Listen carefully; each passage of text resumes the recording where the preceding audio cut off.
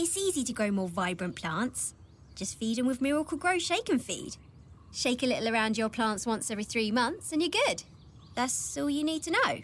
Not even sure what to talk about for the rest of this commercial. I guess I could list off my favourite plants. The weeping fig, honeysuckles, any kind of fern, I'm a sucker for a fern. Spider plants, roses, classic. Oh wait, I forgot to have to say the slogan too. Miracle Grow, all you need to know to grow. Darkcast Network. The light shines brightest on our indie podcasts. Hi, this is Kelly. And this is Jenna. You're listening to ODFM. Today's episode is One Dipstick for Murder.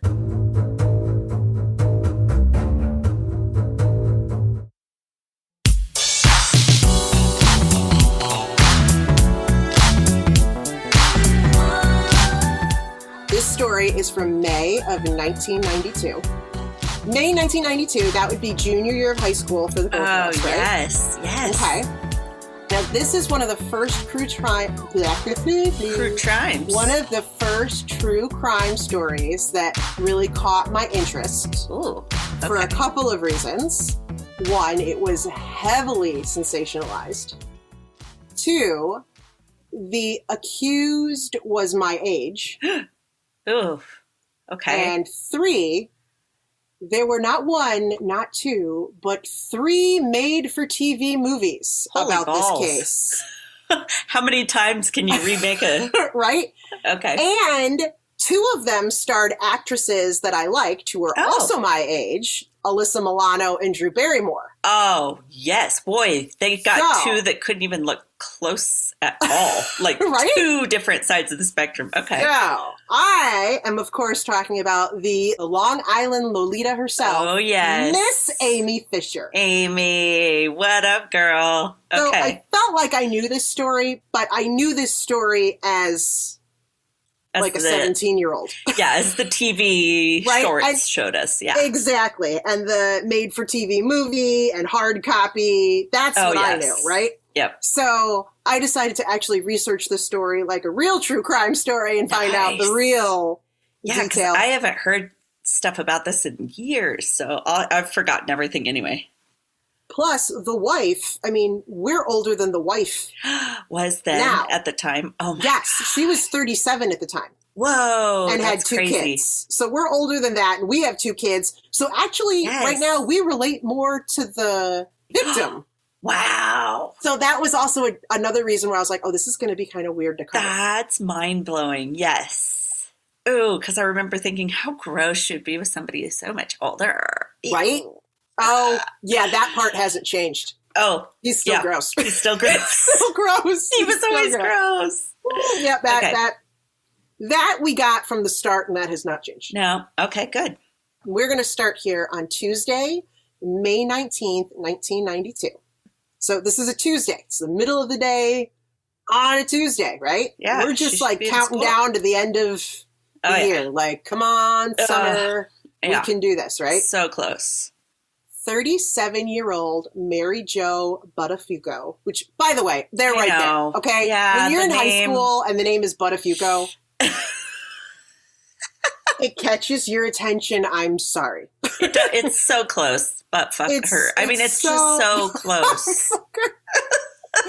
That reminds me, when I was watching... That brought back a good memory. I took some screen grabs while I was watching one of the documentaries on this, and I had the captions on so I could hear, like, see what they were saying. Sometimes Buttafuoco came up as Butterfucker. Oh! More than once. I think there's probably... out as Butterfucker. There's got to be a fetish of that somewhere. I was like, oh my God, Butterfucker. Okay, so Buttafuoco. Okay, so 37-year-old Mary Jo Buttafuoco is at her home in Biltmore Shores neighborhood of Massapequa, Long Island, New York. Jeez, that's a mouthful. Right? Seriously. Yeah. Everything about them is a mouthful. It's all like, there's all these words. Oh, God. Gross. Okay, so her two kids are at school. Her husband is at work at his family's auto repair business, Complete Auto Body. Nothing, Nothing weird about that. Nothing weird about that. The doorbell rings and she answers the door to find a teenage girl asking if she's Mrs. Buttafuoco. When Mary Jo says yes, the girl asks if she can come outside on the front porch. She wants to talk to her about her husband, Joey. Uh-oh. And their front porch, it was just, I have pictures of their house, but it was just like 2 steps up to get to their front door. Oh, okay. Just it a wasn't, little. Yeah, it wasn't covered. There wasn't like an awning or anything. It was just, and then you go up and there's like a storm door and then right. their front door. So it was just like 2 steps and a small cement slab. It wasn't like a big porch or anything. So she's like, can you come out? So that was, I thought even that was weird. Like, I would have been like, why do I gotta come out? Why can't I just stand here? So she comes out, right? According to Mary Jo herself. Okay. The teenager says, I'm here to tell you that your husband is having an affair with my little sister. Her little sister. Her little sister. Oh, okay. Mary Jo responds, so this is Long Island, right? And I can't do accents, so I'm not going to try. Right. Okay. But she's like, so her answer, when she tells her this, her answer is, oh, yeah? I mean, can you hear it? Oh, yeah? Totally. Oh, yeah. Not like, no, or, just, oh, yeah? Yeah, like. So she's like, oh, yeah? Well, who are you? And the girl says her name is Anne Marie and that she knows Joey because she's had work done at his auto body shop, which Mary Jo was like, it's a pretty well-known auto body shop. Like everyone's had, that's not everyone's. So. Right. Okay, so has hundreds of other people, right? Mm-hmm. The teen says she has proof and holds up a complete auto body T-shirt. Well, that'll do it right there. Right, there you go. There's your evidence. And said she found it in her sister's bed. Now, also, I'm sitting there going, okay, when I was a teenager, any promotional T-shirt I could find was pretty much pajamas, right? You just threw that on, right? Absolutely. So Still again, no joke. Seriously. So grown up I am. Okay. I know. Same. And this also is not a big deal to Mary Jo because she knows that the business gives out promotional T-shirts to all its customers. It's free promo. Like, again, big deal. Right. Mary Jo's probably like, I got one in my bed right now. Like, that's what I slept in. I'm glad she's enjoying her promotional T-shirt. Thanks for stopping by. She was like, this is not proof at all. So Mary Jo tells the girl, obviously not buying it. She's like, okay, I'll give Joey a call. I'll let him know you stopped by. Thanks. Right? Thanks. Stopping by. Right? Fuck off. And she turns to go back into the house. According to an interview I watched with her, she feels an explosion in her head. Oh. And the force of it pulled her backwards and out onto the front walkway. And they kind of had like a sidewalk that went up to their house. Oh, okay. There was a walkway that went from like the driveway to the front door. Oh. And so she's there and she's laying on her back. She said she hit the ground, but she didn't feel anything. Oh my God. And she tried to roll over, but she couldn't move. And then everything went black. Oh, shit. Woo. The next thing she knows, Mary Jo wakes up and she's in the hospital to a nurse loudly telling her, Mary Jo, you've been shot, but you're going to be okay. You're fine, girl. You're fine. But it was kind of where it's like, hey, you've been shot, but you're okay. I'd be like, how about a gentle Mary Jo? You okay? I'm sorry, do you know where you are? No, I was like, hey, you've been shot. Buck up. That's how she described it, too. Oh, my God. Mary Jo had been shot in the head. A bullet entered on the right side of her face, just in front of her ear. Ah. So, like, yeah. It had broken her jaw. It severed her carotid artery, and it was lodged at the base of her brain, just above her spinal column. Oh. Yeah. Oh. It's a miracle it didn't kill her on the spot. Oh, shit. It really is. After a 7-hour surgery, doctors were unable to remove the bullets. Oh, no. It was still in there? It was still in there. It was too dangerous to get it out, but they repaired as much damage as they could. Mary Jo is paralyzed on the right side of her face and deaf in her right ear. But she's going to survive. So she's going to live, but she definitely has paralysis to the right side of her face and deaf in the right ear. Right? Unbelievable. That bitch. From her hospital bed, a police detective interviews her, and she gives a description of the teenager and the T-shirt. She's like, and she had a t-shirt. That was her proof. Yeah. Her husband, Joey, is also in the room as she's describing this to the detective. And he goes, I know who this is. It's Amy, Mr. Fisher's daughter. Oh. Weird. He happens to know who that is right away. How do you know? Yeah. What you been doing, Right. Joey? He goes on to say that Amy and her father are frequent customers at his shop. Okay. Mm-hmm. And that the most recent t-shirt he gave out was to Amy. Okay. So that's his excuse as to how he knows who it is right away. Mm-hmm. Interesting. Okay. So Joey gives police the Fisher's address, phone number, and Amy's beeper number. Now, I don't know if you remember, I did not have a beeper in high school. No, me neither. Did not have a beeper. No. Didn't know anyone who had a beeper. Didn't know anybody who had a beeper.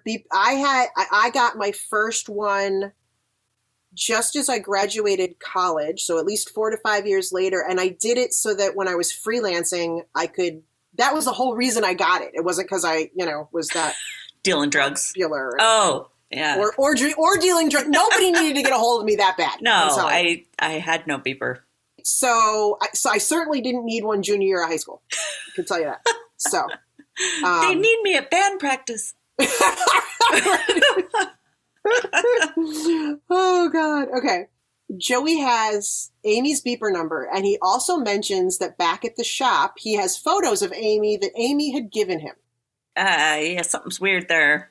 Right. I don't even send my mechanic a Christmas card. No. So I,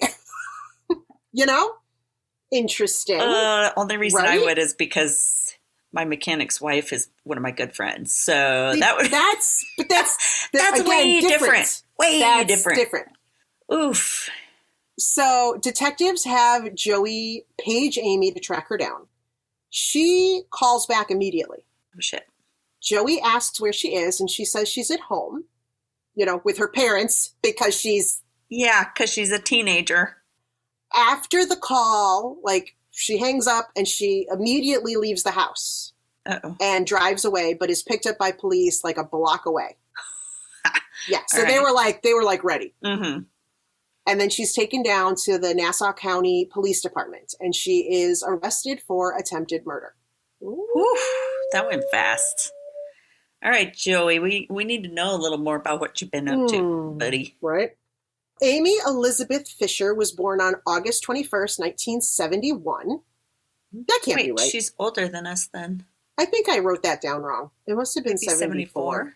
I think it was 74. I think I typed wrong. That or she just got held back many times. Yeah. I think I typed that wrong. She's 25. I'm Seriously. still a junior. Okay. I can read, I swear. Hold on. Hold on. Yep, 74. Okay. That makes more sense. Good Lord. I was like, that cannot be right. I just can't type. Okay. She is an only child. Okay. So no little sister. Yeah, no little sister to blame this on. Interesting. She's an only child. She lives with her parents in Merrick, Long Island. Amy is a high school senior at Kennedy High School in Belmore. Why was she a senior? She should have been a junior. I know. She was advanced. So instead of... Whatever. You know what? She was 16, 17. Yeah, she was in that age. Whatever. Doesn't really make too much sense. No, she's still... She went to school at Kennedy High School in Belmore, New York. She had plans to go to college after graduation. She wanted to study fashion design. She drives her very own Chrysler convertible. She has a pager, and she wears designer clothes. Oh, so she's doing pretty good. So I can see why she has a pager, because she had money. She had some money. Where was she getting this money? I don't know yet. Also, she was an only child, so she was probably a little bit spoiled. Yeah, a little spoiled. I was thinking maybe she had some expensive boyfriends, rich older boyfriends. She possibly. might. Mm-hmm. Despite outward appearances, Amy did not have a happy childhood. According to her, and verified by some family members, she was physically and verbally abused by her father. Ooh. Molested by a family member. Oh. And raped in her bedroom at the age of 13 by a repairman. What the actual fuck? What? Where's Mom? Why is the repairman in there? So what? I have, this information came from Amy herself and is backed up by her mother. But none of these things were ever reported to police. Oh. So I can kind of understand why, but still. Oh, okay. Right. And the time, when it happened, like the early 90s. Okay, so Amy got arrested, right? And charged with attempted murder. So she's been there all night. She was arrested. After a night of questioning and denying her involvement in that thing she was doing. So it's been a whole night, right? Okay. And they've been questioning her. Questioning? They've been questioning her. And all night she's been denying her involvement. What the hell? Wow. Your head is shorting out. What is in your drink? Are you drinking? Pop. It's just pop. Okay, she's denying. I don't have any idea what's going on, right? Yep. They've been questioning her and stuff. Police then tell Amy that Mary Jo had identified her as her attacker from a photo that was provided by Joey. So was she not aware that Mary Jo had lived? No. You know what? Because Mary Jo didn't come out of it for like 3 days. Oh, so maybe she has... No, because Mary Jo gave her the information. So no, Mary Jo is alive because Mary Jo identified her. Yeah. Yeah, I don't know what she knew for those 3 days. Because maybe she thought, I got it done. Interesting. Yeah, I don't know. Interesting, yeah. Okay. Anyway, that wasn't any information that came up. So, Okay. So she must know that Mary Jo's alive. And she certainly does now. Saying that her attacker, so she's like, she identified you, and it wasn't just from a photo, but that Joey had said, is this the person who shot you? I have this photo. Oh, wow. Okay. Right? So once they told her that, her demeanor changed. Oh. And she told police that she had been having an affair with Joey Buttafuoco. They're like, what? Gross. Yeah, and they're like, oh, that's not what we were hoping you were going to say at all. This is taking a turn for the worse. You nasty girl. So he. Amy met Joey at his body shop in 1991 when her father took his car in for repairs. After that, she brought her own car in for repairs several times. And apparently... she purposefully caused damage to her car as an excuse to bring her car in to see him. Oh, but it's not even like he's slightly attractive. So I was thinking about that. Like, it was reminding me a lot of like Drew Peterson. Yes. So maybe he's charismatic or something. But see, if you look at the videos and stuff of him, like my original memories of him are, when he was doing interviews and stuff, like when all three of them became like... Yeah, big headliners, yeah. Exactly, right? But before that, he was a little on the chubby side. Right. Like, he lost weight for the cameras. Like, he tried to look good. So when this was going on, he was not his best self. Let's just say that, okay? He was... Yeah. So, yeah, it kind of reminded me of Stacey Peterson... having a thing, being 16 and having a thing for a guy who was old enough to be her dad. Ugh. And woof. And who wasn't, and that's the other thing I was like, it's not like granted he was like a businessman and he had money. Right. Right. Same with like Drew Peterson, he was a police officer. He had some money. This isn't like Prince Charles, who not a great looker, but happens to be a prince. But has, yeah. You know what I mean? A status, like big status. Like, I think some people probably find Steven Tyler attractive. Yeah. I personally don't. But I think there are also people who find him more attractive because he happens to be a rock star. Singer, Right. Exactly. This guy... worked in his family auto body repair shop. Like, right. I don't get the attraction. That's not enough to like put like the rose-colored glasses on, in my opinion. And maybe it's the bad daddy issues or something. I don't know. I'm sure that has something to do with it, but like, I don't know. I just, yeah. Okay. At this time, when she met him, She was 16 and he was 35. Oh, ouch. Ugh. Even 25 at that age is a big difference. Right? For maturity. Yeah. Right. He's married. He's got 2 kids. Oof. And he's got a beer belly. Like, yeah, that's what I remember about him too. And gray in the hair. So they had a flirtatious relationship. Ew. That then developed into a sexual relationship. See, and I feel like that's a big him. Leap. I know, gross. And what's wrong with him? That's like so pedophile. Totally. Like I look at 16-year-olds and how they look, and they look like babies to me at this age. I can't. Exactly. Yeah. And she, I mean, even if she, made herself up, and some girls will make themselves up and they look older. She didn't. She didn't. Yeah. I don't think she could have passed for more than 21. Okay. You know what I mean? Even done up. It's not like she looked. Yeah, some girls can. Yeah, look way older. But.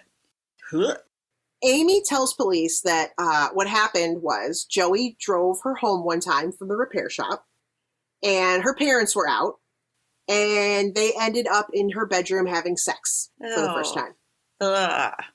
Also romantic, a 16-year-old's bedroom. Yeah, right? Right? I mean, mine still had, like, New Kids posters on the walls. Oh, my God. Shit, my kids, my kids' bedrooms, and they're in that age range. Oof. I mean. Not sexy. Mm-mm. From that day on, she was in love. Oh, wow. Yeah, she was hook, line, and sinker. He took her out to fancy restaurants, took her out on his boat. Oh my God. They went to motels. I was like, I'm like reading this information. I'm like, fancy restaurants. I could see where you could be taken by that. Mm-hmm. Taken out his boat. I could see that. That's motels. Nice. I know, not so hot. Yeah. Yeah. They even had sex in an apartment that was above the auto body shop. Ew. What? Right? Come on, dude. You're gross. It was just like, every auto body shop I've ever been in has like a faint smell of oil and gasoline. Oh, absolutely. That's funny because you were saying that and I was imagining the smell because my grandpa had an auto body shop. Yes. Not attractive. Sexy. Anyway, Amy tells police that Joey knew she had plans to shoot Mary Jo. Wow, Joey. Mm-hmm. According to Amy, from the start of their relationship, Joey told her that he hated his wife and wanted to get rid of her. I see. I see what he's doing here. Amy says she was in love with Joey and would do anything for him. Okay, which I can put my mind in 16-year-old mode. Yeah. In love, I'll do anything. Mm-hmm. I mean, this is a big ask, but you know what I mean? Like, total. Oh my God, but this is the guy forever. Oh, for sure. She said that by May of 1992, which is when the shooting occurred, the conversation had changed from just Joey hated his wife and wanted to be rid of her to maybe Amy could help him kill his wife. You're a juvenile. You won't get as much time as I would. Mm-hmm. Right? And Amy, who's hook, line, and sinker, is like, I think I could get a gun. Which still, I'm like, when I was 16, I couldn't have told you how to get weed. But apparently, she can get a gun. So, I don't know. I was also a nerd. So, she's got all the connections. She's got a lot more connections than I do. Well, that's the funny thing, because in Wyoming, everybody has a gun, so they're like in everybody's trucks. There you go. High school, so it wouldn't have been a big deal. No, but still. So once she said, I think I could get a gun, then that's when the plan for her to show up on the doorstep was formed. And she said this was a joint plan. This was not her on her own. This is something they discussed together. He probably had told her that whole time, now remember, this is just you. Don't talk about me at all. And she's like, Joey, blah. Well, you had to show them my picture, didn't you? You pointed them right at me. Amy admits that on that Tuesday, May 19th, when she told Mary Jo that her husband was having an affair with a young girl, Mary Jo didn't believe her. She said, she kind of blew her off. You're right. And when Mary Jo was kind of dismissive and was like, oh, yeah? Yeah, it pissed her off. Amy got pissed. Exactly. And that she had been holding the gun in her pocket. So I'm imagining she was wearing like a jacket and she had her hands in her pocket and had the gun in the pocket. She'd been holding the gun in her pocket, and out of anger, she hit Mary Jo with it and it went off. Huh. Well, no. That's not how that works. Right. So that's what she said. She said she it was like in her right hand. It just went off. She took a swing at her with the gun and the gun went off. You gotta have your finger on the trigger though. Right. Yeah. So. Okay. She said that after seeing all the blood, Amy panicked and ran. So gun goes off, there's blood, she's like shit and she runs. Whoops. This is what she's telling police. Amy said that the man who sold her the gun was actually in a car parked across the street from the Buttafuoco home. He's the one who drove her there. Oh.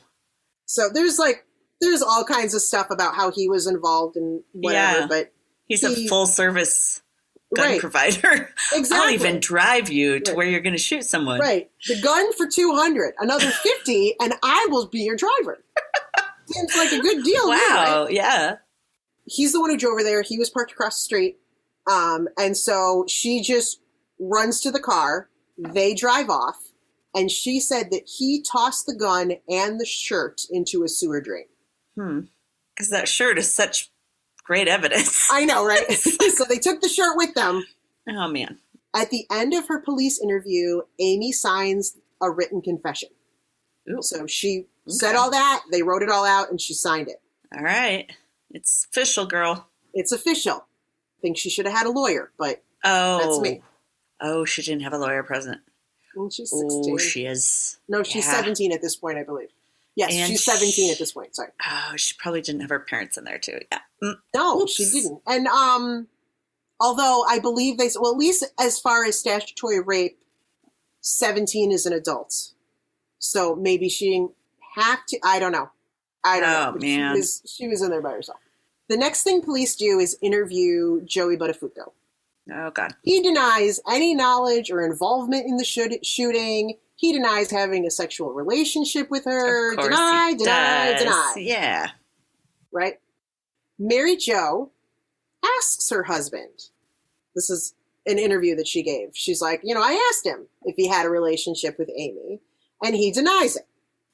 So it's like, okay. Right. Good. Mary Jo said at first she believes him. Okay. But as weeks are going on, she starts questioning it, thinking, why else would this girl have a motive to shoot me? Like, there's, Absolutely. There'd be a huge 16-year-old girls don't just pick a house and go. Is her name Mrs. Buttafuoco or Mrs. Whatever? She also knew her name, so There must be something, right? In Amy's written confession, she stated that Mary Jo had gotten upset and yelled and cursed at her. Oh. Mary Jo was like, that's not what happened. And that they fought over the gun before it went off. Oh. Apparently that's what the written statement has. That Amy said, and Mary Jo's story is, nope, I just was like, all right, I'll call my husband, we'll talk about it. She turns to leave and she gets shot. So we will never know exactly what happened because Ring doorbells did not exist. Could you imagine if they had? Man. Yeah, right? I know the whole story.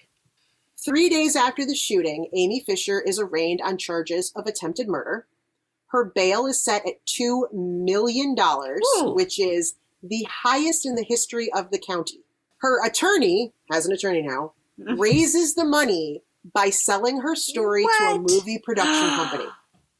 How is that She legal? hasn't even gone to court yet. No. I mean, that seems like a very bad idea. Very bad. Right? Very bad. Mm-hmm. Like, don't talk to anybody until shit gets settled. Seriously. Oh, well, I guess you screwed your life up. May as well make you famous. Oh, my God, right? So word gets out that Amy Fisher, a 17-year-old high school student, is also an escort. Oh, wow. So that I was babysitting and worked at McDonald's. Those were my two jobs when I was in high school. Yep. I was fast food. Never would even known about the possibility of being an escort. Wow. So that's how she had the convertible and stuff. Mm-hmm. Aha. It all makes sense. A video comes out showing her getting into bed with a client from the escort service. Oh, someone videoed it. Uh-ohs. Police investigators confirm that the rumors are true. She has been working as a prostitute. Wow. And she was a student. Oh, man. Holy cow. I was just trying to figure out how I was going to, get a paper done in time. No shit. While... I didn't have time for that. Nobody had time wouldn't for allowed. that. No. Oh my I had God. to be back by 11. That'd have been no Seriously, time to get my I wasn't escorting allowed going. to work closing at McDonald's, okay? Rude. I wasn't allowed to serve fries after 8 p.m. So, it was very different. I guess that worked out for us. Very, very different. Okay. Okay. So now Amy's out on bail. This is the period of time between when the shooting occurs, but before anybody goes to court. Amy begins doing interviews to tell her side of the story. Bad idea. No. She says it was Joey who suggested that she work for an escort service. Oh. Okay, you're so good at this. You should probably start making money doing it. God, yeah. Oh, no. You know how they tell you in high school, find what you love and what you're good at and find a way to make money? This is your career path. What classes can we take to follow this career you are path? so good. You are so good at this. I think. Ugh. So now he's also her school counselor. Ugh. Oh. She said Joey suggested it, saying she'd make a lot of money for herself. Uh-huh. She thought it sounded exciting. Yeah, that sounds different great. ideas of exciting. Yeah, no.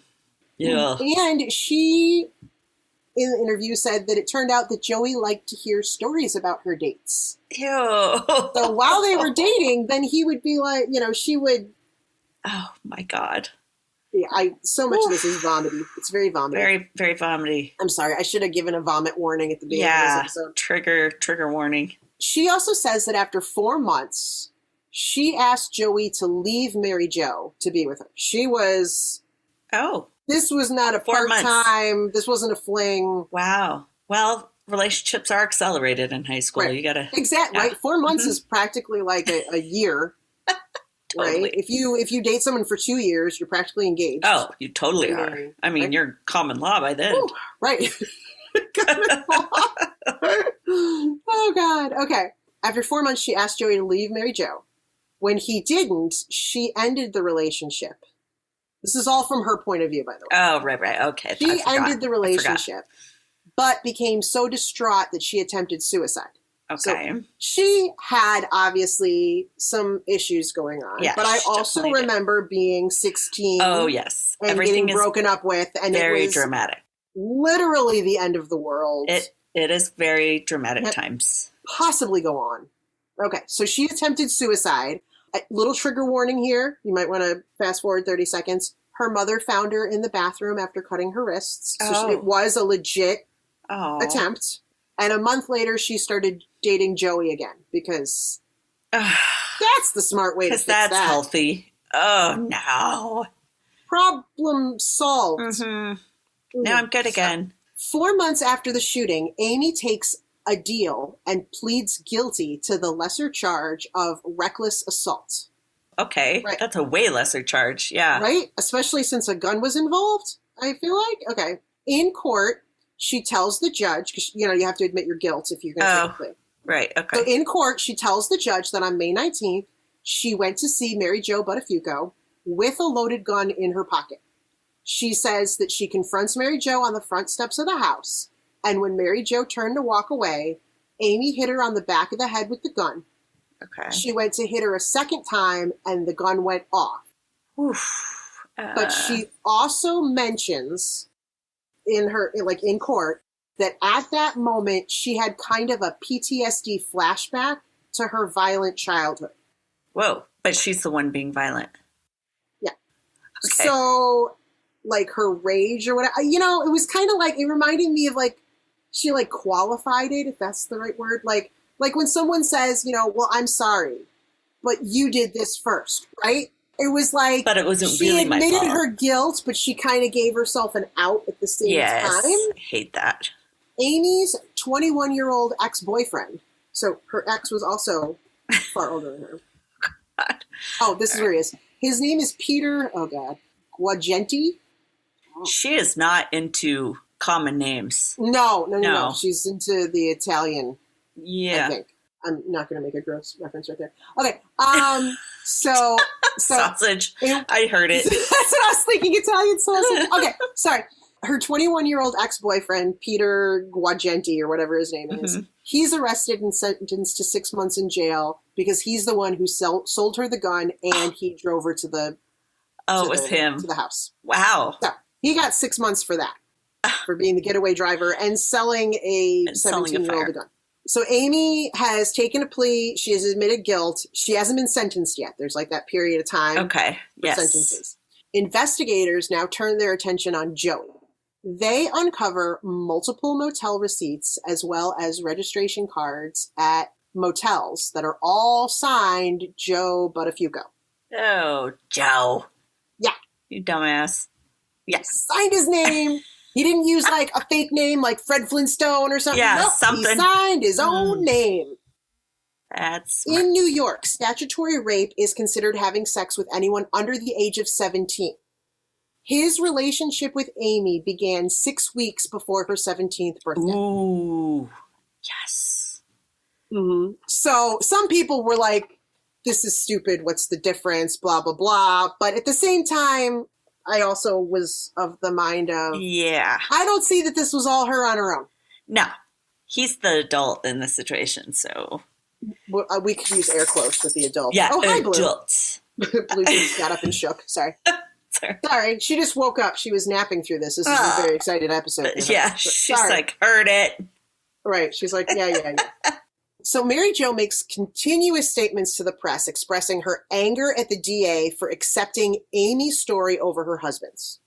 Oh. She's like, this is absurd. She stands by her husband. She doesn't believe he's ever had any kind of relationship with Amy Fisher. Oh, she's dreaming. Oh, yeah. There's all kinds of news clips being broadcast of photos of the Buttafuocos holding hands and kissing for the cameras. Like, this has made their marriage stronger. It's nauseating. It's really nauseating. Then a tabloid news show called Hard Copy. Hard Copy broadcasts a secretly recorded video of Amy just hours before she was going to court to plead guilty. And in this video, she is talking to her current boyfriend, 30-year-old Paul Macaulay, or Makeley, or something. 30. She has another. How'd she get another? She's supposed to be. I don't know. And apparently she's not in love with Joey anymore because the shooting just. It took it away. It was like, it solved it. So now she's got 30-year-old Paul. And this is like, okay, so she goes to court for sentencing in December. So the shooting happens in May.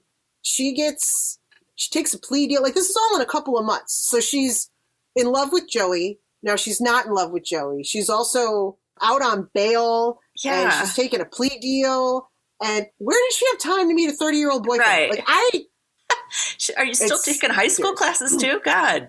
Wow.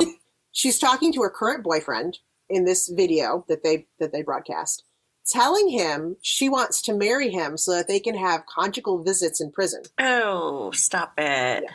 She tells Paul that her lawyer believes requiring people to be married for conjugal visits was unconstitutional and that she wanted to challenge that law on this matter. This is where she's like found her voice. Very important. Oh, yes. She's going to hang her hat on this. Okay. Exactly. Like, like Mary Jo could be like, now I'm going to stand for gun control. But Amy Fisher is going to go for you shouldn't have to be married to have conjugal visits. I'm like, oh, God, she's so wow.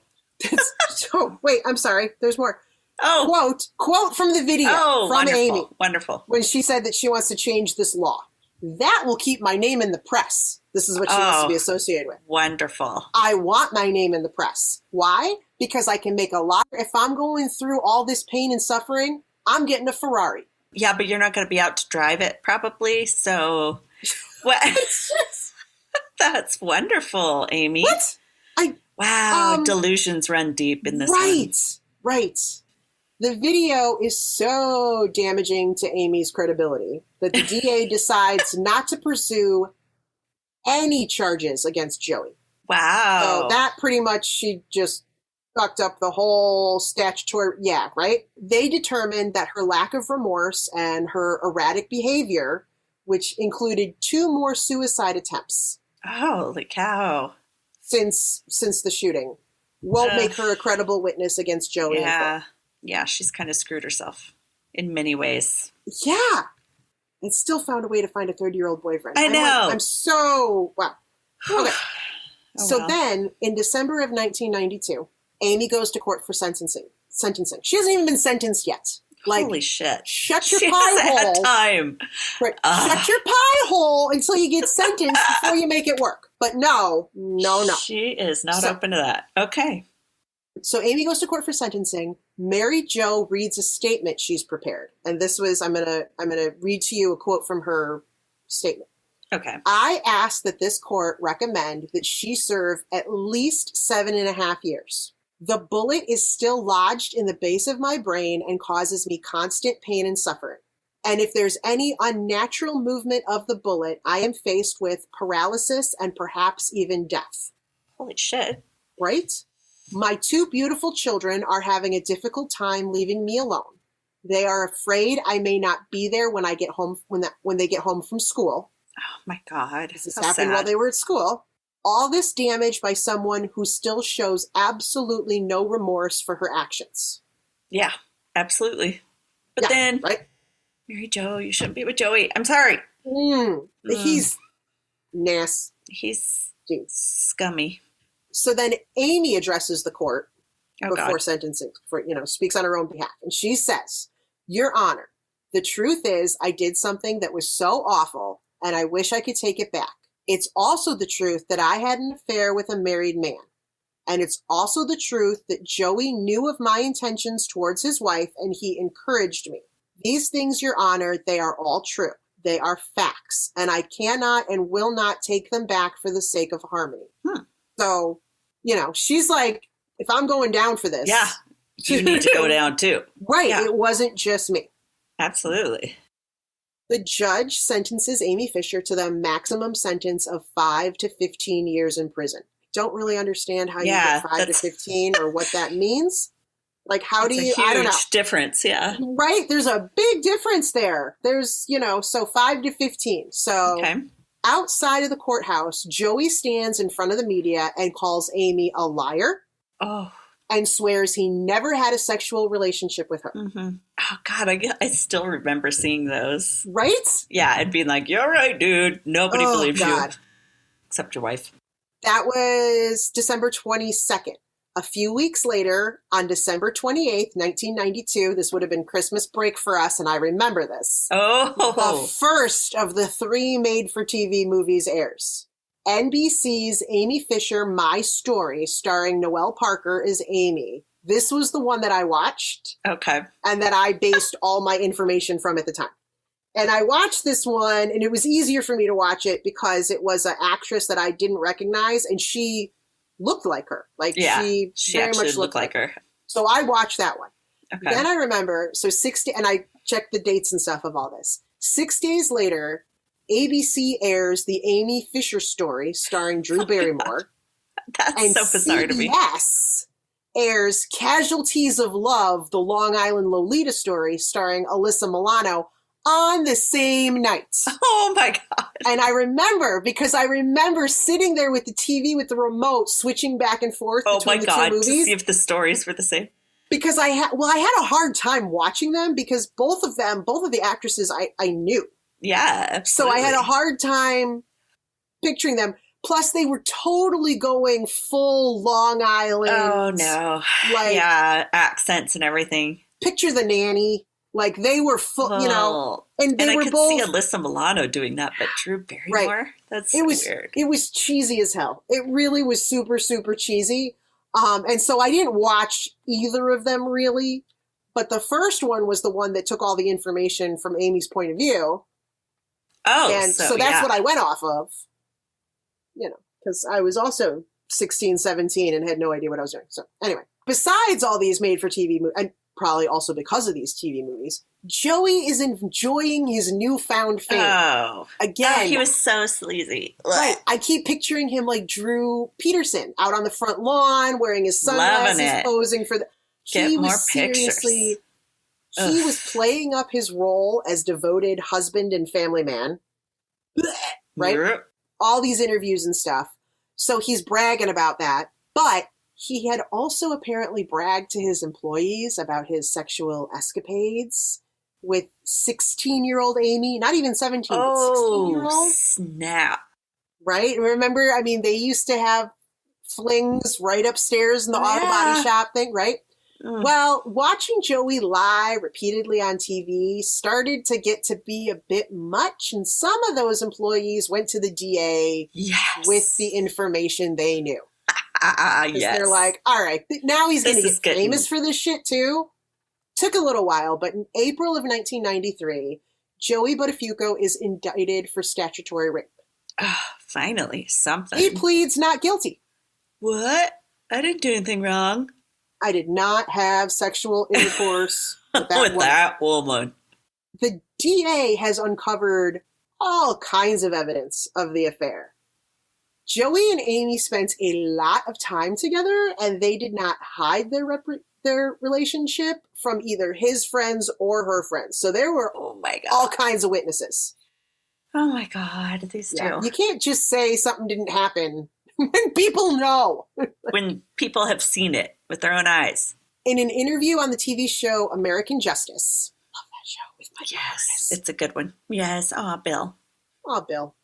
Mary Jo says, quote, "You get to a point where you just give up.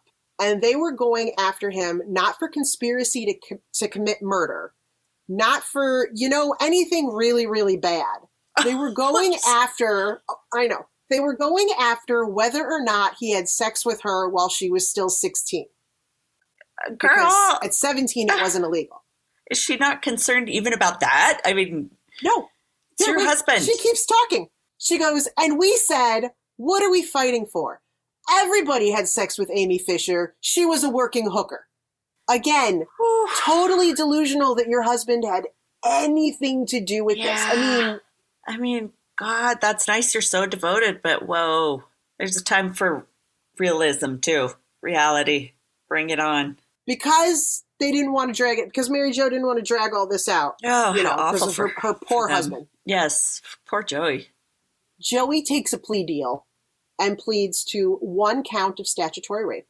So after more than a year of saying, nope, he admits to his affair with Amy, because he has to plead guilty, saying that he had sexual relations with her on July 2nd, 1991 at a motel.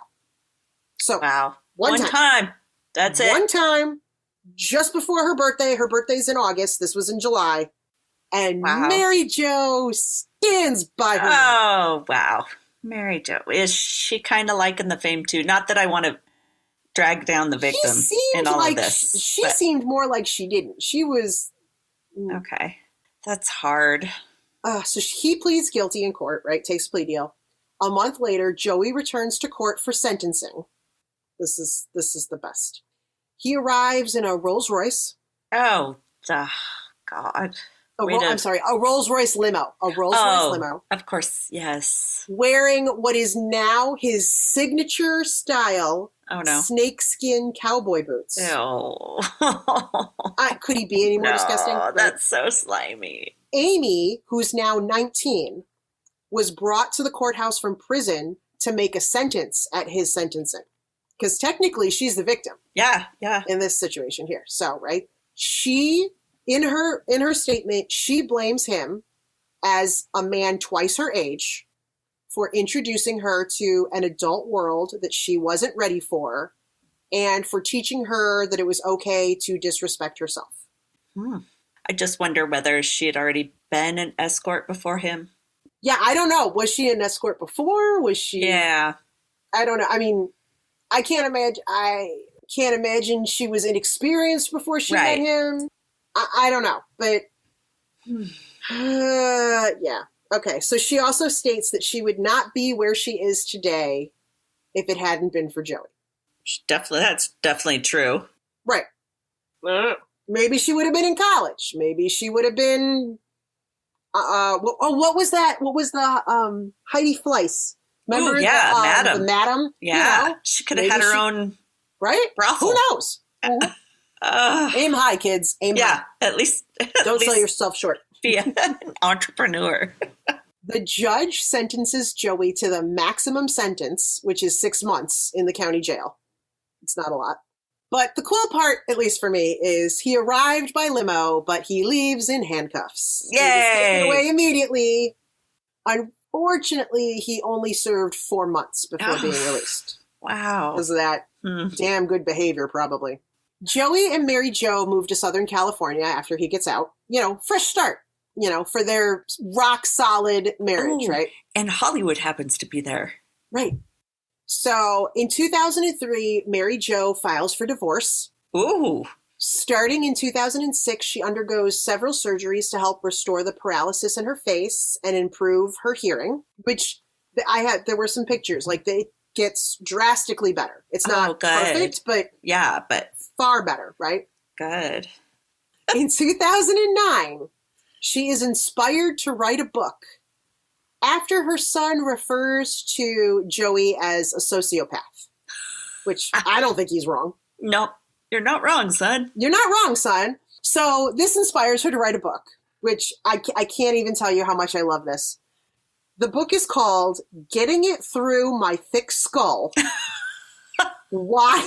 I love her now. I suddenly love her. Why I stayed, what I learned, and what millions of people involved with sociopaths need to know. I can't. That is fantastic. I freaking kind of love her now. Yes. She redeemed herself and then some. Wow. Well, that's true. How manipulative and cunning he probably is. Mm-hmm. Oh, such a good book title. In July 1996, Amy files a multi-million-dollar lawsuit against the New York State Department of Corrections under the claim that she was raped repeatedly by several prison guards. Oh, jeez. Which, could that have happened? Sure. Sure. Could she be making it up for attention? Hard to say. Who knows? I know. I don't, Amy, this is weird. Amy has proof of her allegations. Oh, God. Her mother smuggled her underwear out of prison during a visit. See, that just makes me think of Orange is the New Black and how they were doing those kinds of things. Yeah. Oh, don't know. The underwear tests positive for semen. Yeah, but that doesn't necessarily mean it was a rape. But wow. But the court finds her not to be credible and her case is dismissed. I mean, I'm sorry. She has destroyed her reputation. She'll never be credible. No. In December of 1998, Amy files charges against her defense attorney, the one that defended her when she took the plea deal. Okay. And asks for her guilty plea to be withdrawn.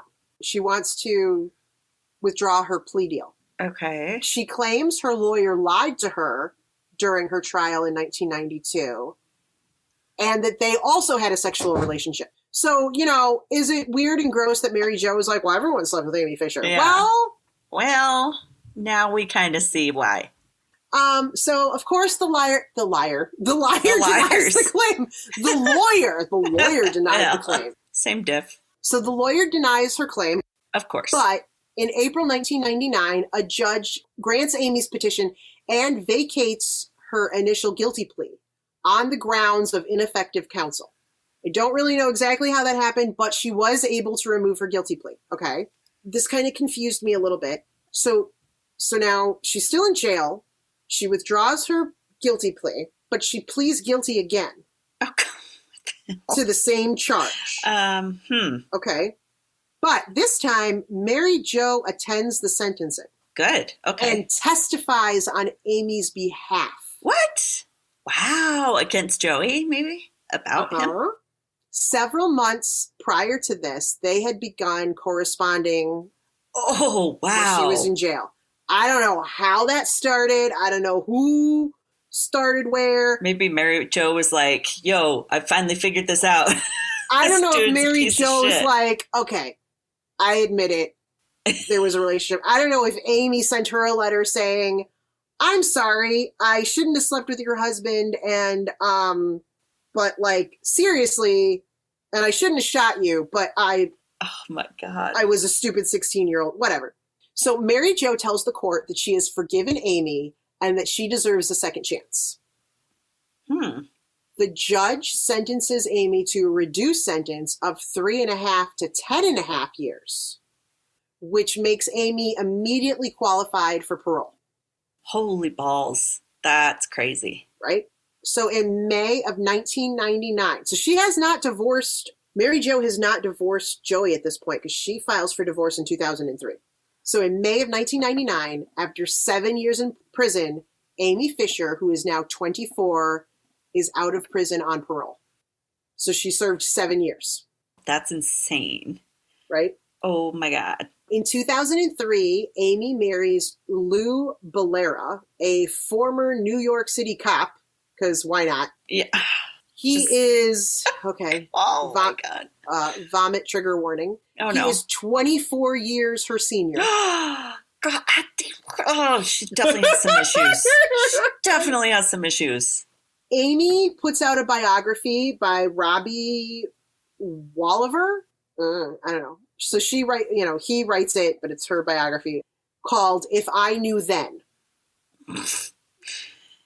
Right? We could all write that biography. Yeah. It's published in 2004 and becomes a New York Times bestseller. So her name's back out there. Okay. She and her husband have 3 children, but they divorced in 2015. Oh, shit. Wah, wah. And she finds someone 34 years older. No. Oh. January 2009, Amy releases a pay-per-view adult film called Amy Fisher, Totally Nude and Exposed. I should have expected that. I don't know why I didn't. I don't know. No. She is, as far as I know right now, unattached officially to anybody. Maybe because her age range of men that she likes has finally gotten to the point where many of them are dead. Yeah. Maybe she's finally, already in the grave. Right? Oh, Hugh Hefner, she missed out on that. So, babe. Sorry, girl. Mm-hmm. As of 2021, she is some kind of a webcam model. I don't know. She does web video. I don't know. Got an OnlyFans account. Ugh. There was all kinds of other icky information about, like, Joey is remarried and he's like, I don't know, some kind of entertainment. Of course he is. He's a promoter or something. He's some skeezy. What? And also there was like some backup. So there was like Celebrity Rehab and all those shows, and one or more of them were on it. Right, the reality ones. Then there was a thing like that I read where they said that Amy and Joey were reunited, but it was really just a publicity stunt, and then it fell apart. I don't know. It was like there was so much of it, and it was so. They should have done that. Wasn't it MTV, the Celebrity Wrestling or whatever? What was that? Oh my God, they did. They had who was it? Joey fought somebody. Who did he fight? I think he fought her husband. Oh my God! Of course. See, it would just fit the genre. It fit it so well that I was like, this had to be. Oh my God. That's hilarious. It was so bad. It was just so. I didn't actually. I couldn't research it all. It was making me nauseous. It was just too much, and it really wasn't about the case or story, whatever the story. So I was just like, whatever. Yeah. So that's the story. That's the rest of it that we didn't. Yeah, that hear about. No, I don't remember ever hearing about the escort stuff. So I must have heard her version. Mm-hmm. I don't remember her being an escort. I remember Mary Jo just seeming like a very angry woman. I swore she was in a wheelchair, but maybe she had a walker at one point, or a cane. But also the thing that really weirded me out was, and I know part of it was the way people dressed. Oh yeah. And the haircut and all that. I did not think she was 37. Like she was much older. Yeah.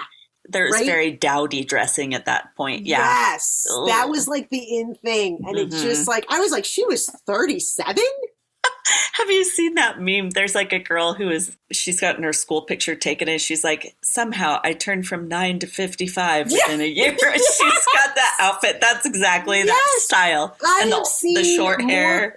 I've seen more current pictures of Mary Jo where she's grown her hair out. So it's like shoulder length blonde hair instead of that crap. Yes. The angry, short. White. And she looks younger than she did at that point. She did at 37. Style was to look way older.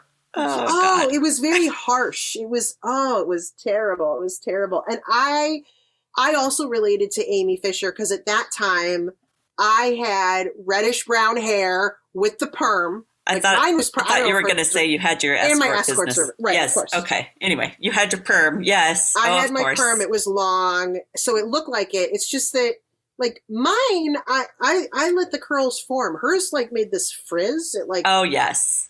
Maybe it was the humidity.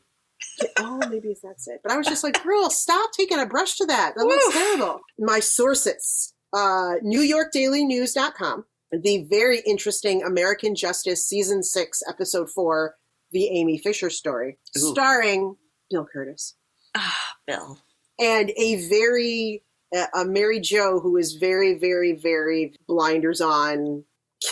Yeah, she was still in the fugue state. Yeah. Mm-hmm.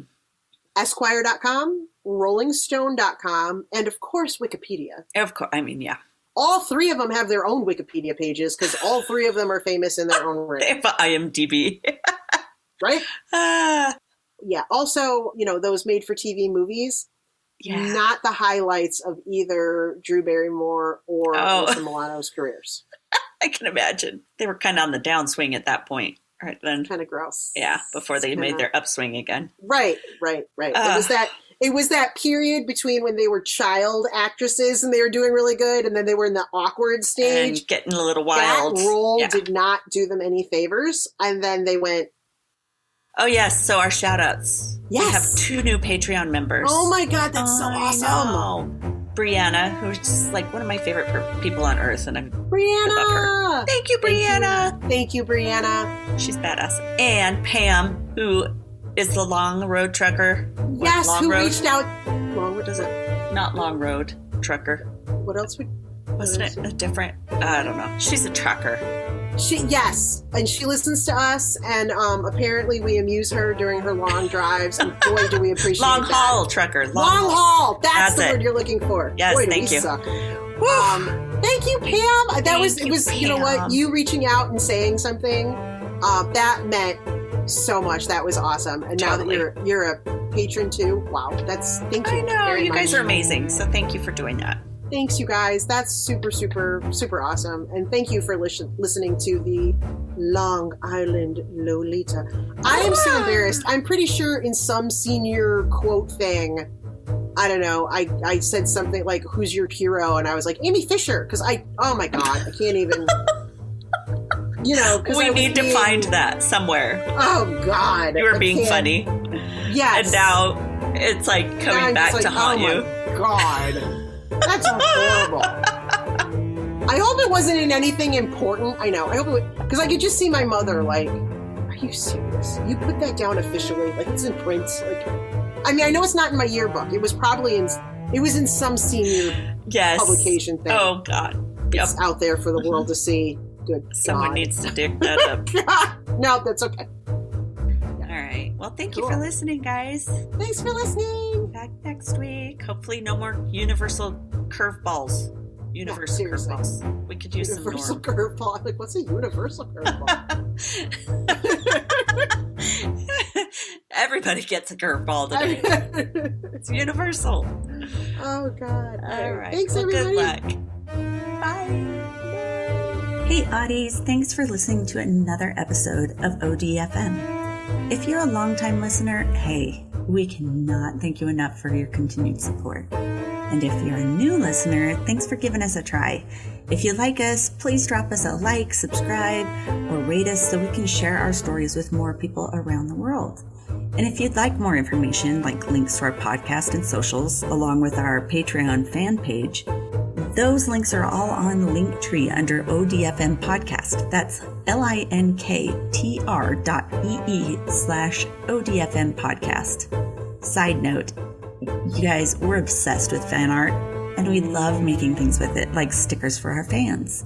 So if you'd like us to use your designs, send it to us at odfmpodcast@gmail.com. And if we use your design, we'll be sure to send you a sticker.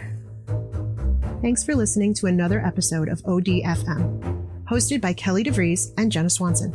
Production and editing by Kelly DeVries. Theme music by Eric Swanson. ODFM is a satirical true crime podcast for entertainment purposes only. The stories you hear are serious and true. The comments and opinions are not. We apologize if any of our content is harmful or disrespectful.